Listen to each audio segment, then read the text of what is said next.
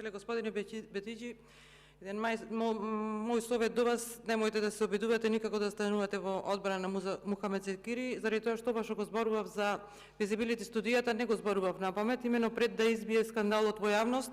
Ова го потврди директорката на Агенција за пошти, најавувајќи го на Комисијата за транспорт, врски и екологија во собранието како една иновација која што ќе се воведе како преродба на пошти, меѓутоа видовме што се случи, односно, како што кажав, беше најавено и кажано дека се спрема физибилити студија за приватизација на пошти.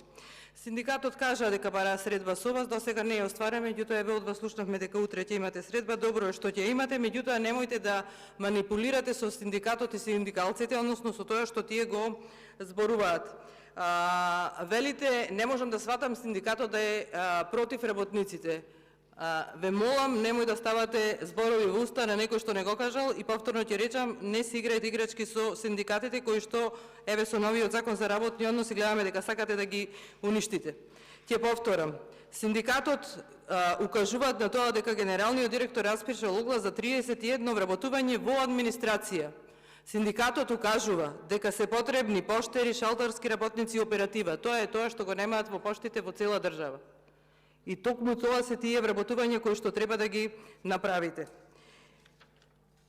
Инаку, според ова што министерот денес го кажа, човек да добие впечаток дека во македонски пошти цветаат рози и дека вработените во македонски пошти не знаат дека добиваат плата. Така само си кажуваат, велат ќе протестираат, пишуваат, молат да добијат плата, да им се префрлат плата, а луѓево најверојатно не знаат дека редовно добивале плата, ама еве господинов Бетиќи вели дека редовно добиваат плата, дека буквално македонска пошта цвета и дека во иднина, не знам, македонска пошта такви иновации ќе има што најверојатно ќе донесе на вселената. Не сум задоволна и нема